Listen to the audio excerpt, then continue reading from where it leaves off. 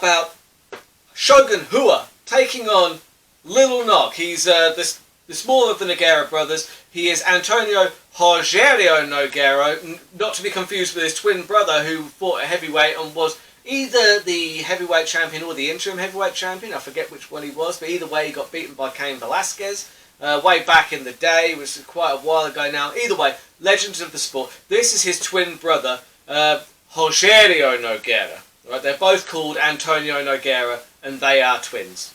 Go figure. Right? But either way, Shogun, if you follow mixed martial arts and you don't know who either of these two people are, then go back and have a look at their back catalogue, guys, because they're amazing fighters, especially in their Pride days. I mean, Shogun Rua, he won the Pride Grand Prix back in the days when they were soccer kicking and head stomping their way through all of the competition. He was Shogun. He was and still is an absolute beast, because I start in my head, right, going into this fight. You got Shogun as the minus 1.53 favourite, and Little Nog as the plus 0.250 underdog. Right now, I did think, Shogun is a heavy favourite here, and I know that they fought twice before, and I know that Shogun has won twice before.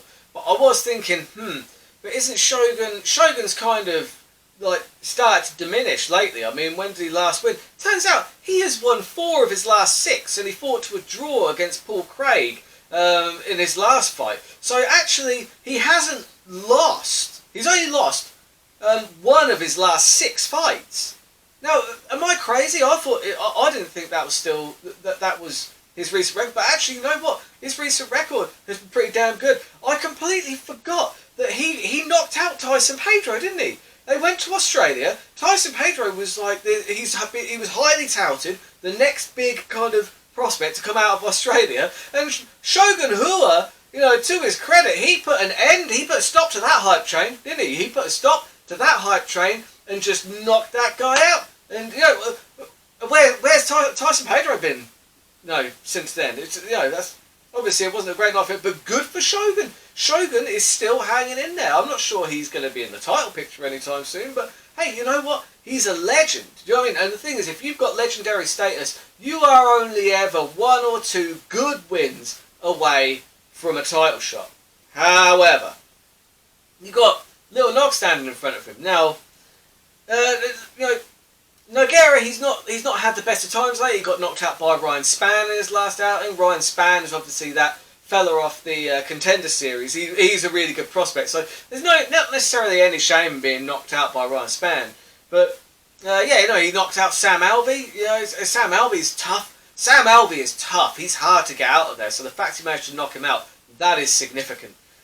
He's a legend of the sport, man. He is a legend of the sport. He's been around. He's been around the block 3 times. In fact, if you look at their fights, the Shogun and Nogueira first fought in 2005. They had a rematch again in the UFC in 2015. Both of those fights went to a decision in favour of Shogun Rua, which is why I was a little bit perplexed as to why Shogun Rua by decision is plus 4.50, plus 450 for the decision. I think that's the most likely outcome. I mean, the knockout for Shogun is plus 2.25, which is not nearly as good, right?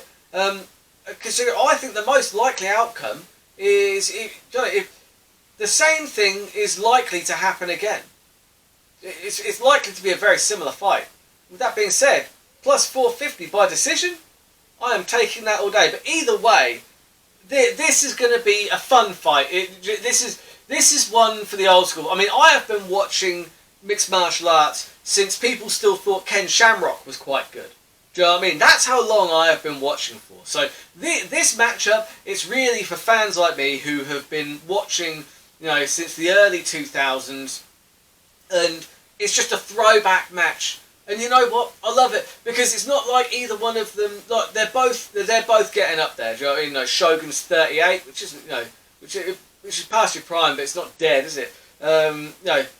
Nogueira is 44. I got him confused with Verdum earlier. Verdum being 42, but he's 44 years old, and that's a hard 44, man. I mean, even back when like Velasquez and Nogueira fought, his older brother Rogerio, Rodrigo. So his older brother Rodrigo. This is Rogerio. God, it's so confusing, isn't it? Either way,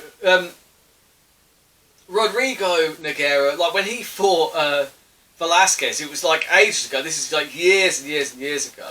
And back then, like he's in his like mid-30s, and I looked at him, I was like, man, he's at least 50. I mean, Jesus Christ, mid-30? Are you kidding me?